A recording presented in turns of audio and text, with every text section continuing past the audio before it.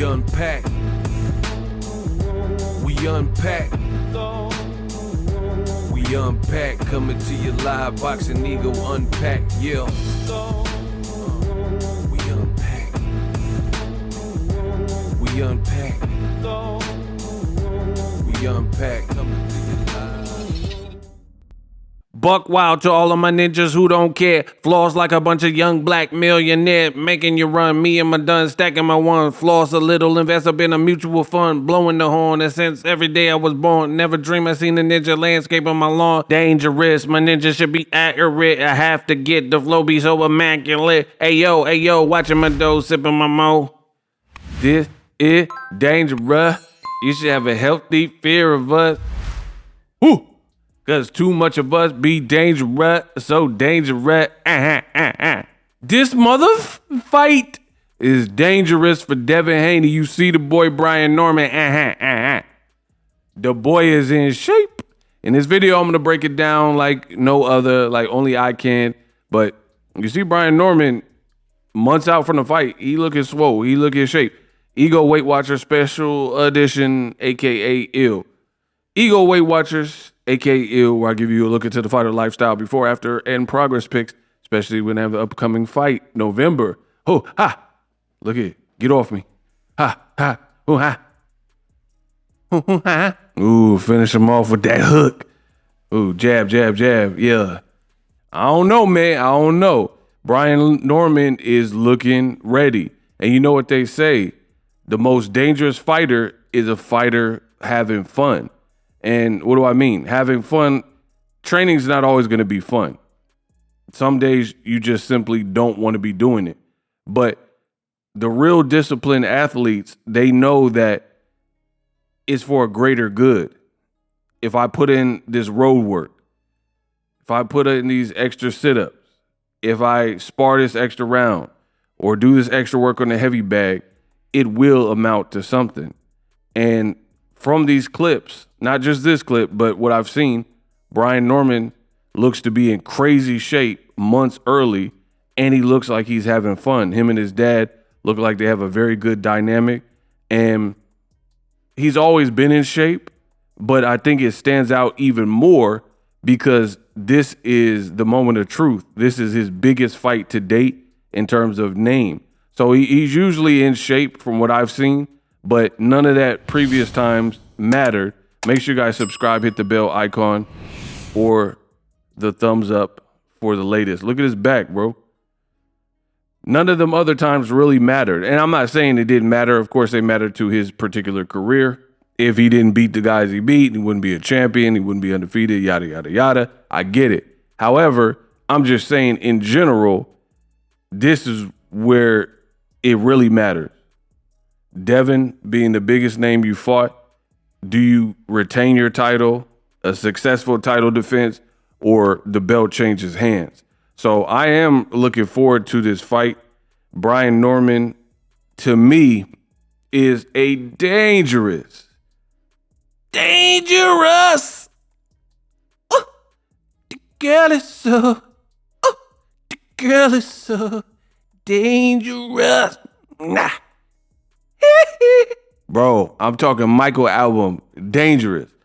For me, this fight is super dangerous. I keep saying it, but I believe what I believe, and that's just what it is. The way I'm saying it and the reason I'm saying it is because this is what I believe. Devin Haney, his only chance to really beat Brian Norman is to outbox him, in my opinion. However, Brian Norman, in terms of boxing better than people give him credit for, he has that option, right? He's more of a wild card there. We done seen Devin Haney with the Camboses, the Lomachenko. He not stopping them guys. So he didn't stop Regis Prograis in his footwork, his equilibrium, his balance. He looks smaller. Everything he fought in Devin, preferred territory. So if he didn't stop a Regis Prograis and some of these other guys who aren't as dangerous as a Brian Norman, I really don't see Devin stopping Brian Norman, which means his only key to victory would be to outbox him. I mean, it's common sense. If you're going to win, You either have to outbox somebody or stop him. I don't really believe that Devin Haney has the ability and the power, first fight at welterweight, to stop to stop Brian Norman, unless, Brian was weight drained or something crazy like that. So I really believe this fight is more dangerous for Devin Haney. I don't care what the Haneyacks say. I'm telling you what I think. It's more dangerous. Devin Haney has the bigger brand. He has the bigger profile. Like, let's be real. And I know some people are going to get mad at this take. They're going to be like, oh, but Ego, why would you say that? That's unfair. Well, guess what? Life is unfair. I didn't make the rules. I just let you know what it is. So the reality is this. Casuals don't really know Brian Norman yet. Hardcore boxing fans do. So Devin has the bigger profile. He's been in the bigger opportunities, fights, and, he's been televised more as a main event. ESPN, he's been on DAZN, et cetera, on Showtime at a point in time early in his career. So he really has more to lose. That's just the way the cookie crumbles. Yes, Brian Norman, if he loses, he will lose his belt. But belts, there's a lot of guys with belts that in this alphabet belt current modern boxing, many guys have belts. Belts don't make you like a star anymore, right? Whereas basically in the 60s, 70s, 80s, 90s, it probably did, because you had to be real thorough to be a champion, right? Different times. You could be popping, like Ryan Garcia has never been a champion, yet he got more following than champions, right? You think more people in America know about Daniel Dubois, who was a champion up until he fought Usyk, than Ryan Garcia? Absolutely not.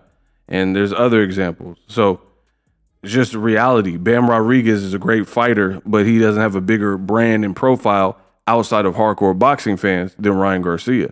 These are the facts. So to me, I think Devin was kind of forced into this fight, and it's kind of more of a lose-lose situation, because if you beat this guy, then you become a champion, so that's cool.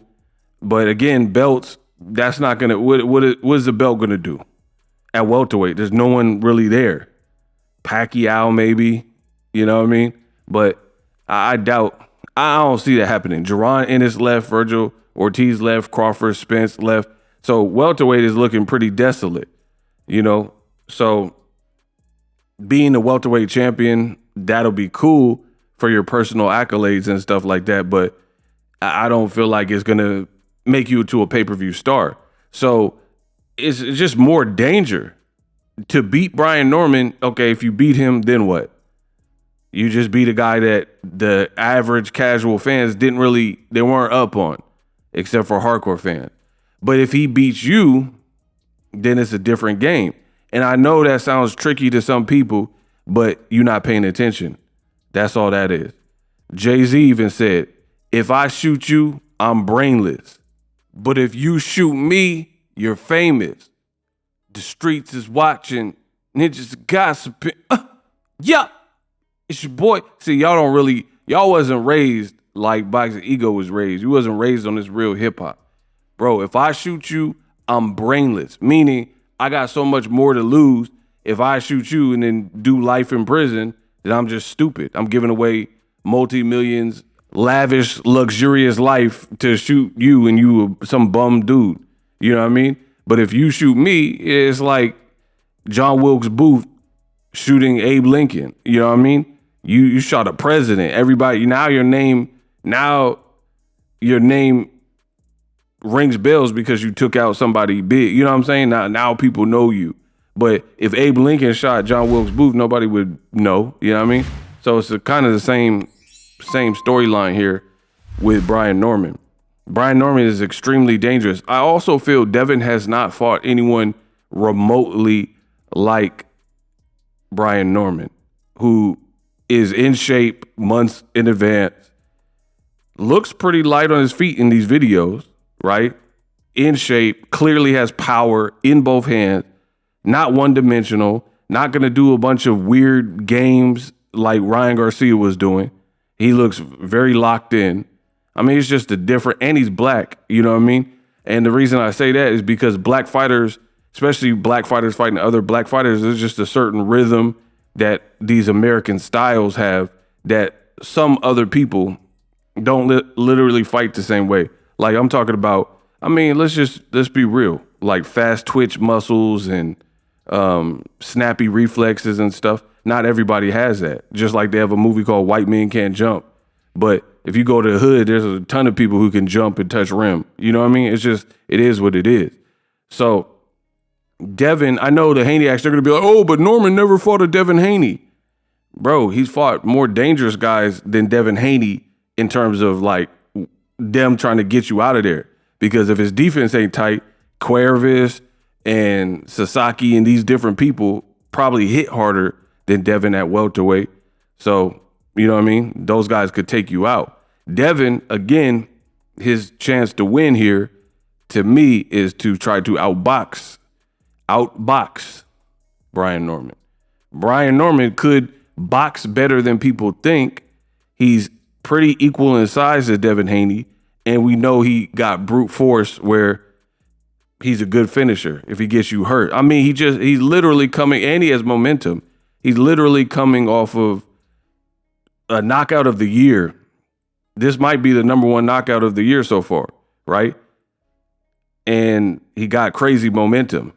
And I also like the dynamic between him and his pops. Like, I feel like his pops, if he was losing the fight or not listening, I feel like his pops, being a former fighter himself, his pops is not going to sugarcoat it, and he's going to give him that tough love type of talk instead of like lying. Like, if Brian Norman, if B Norm is down on the scorecard, I don't see his dad being a former fighter and being pretty candid. I don't see him like gassing up and gaslighting his son like, you're winning every round, if he's losing every round. That's just my personal take. I don't know him personally, but that's kind of what I gained from listening to Norman Sr. So it's going to be an uphill battle. Let me know what you guys think. Drop your thoughts in the comment section. I'm looking forward to this fight, you know, maybe even more than the main event. I'm not mad at Benavidez Yard, but this is a very intriguing fight to me. For more boxing news, subscribe. I am the best in the business, and it's not even close. I make these videos look pretty. I make the game look pretty, and I do this. It's effortless. So if you like content like this, subscribe.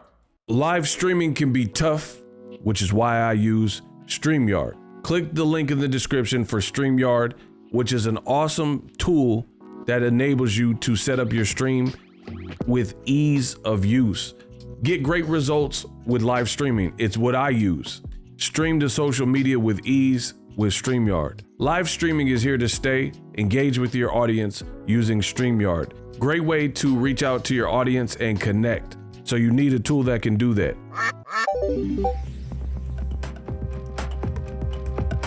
If you're new to YouTube and you're struggling to get views, one tool I can provide to you is TubeBuddy. I've been on YouTube over 10 years. I use TubeBuddy daily to crank out videos just like this one that you're watching. Learn how the pros do it with TubeBuddy. YouTube receives a lot of traffic, which also means a lot of creators, a lot of people putting out content. So you need to learn the ropes so you know how to separate yourself, especially if you're new, but even if you're a pro, use TubeBuddy. The link is in the description. Get more views, more subscribers, and a higher click-through rate, so ultimately you can realize all of your online goals. Use my affiliate link in the description and grow your channel fast.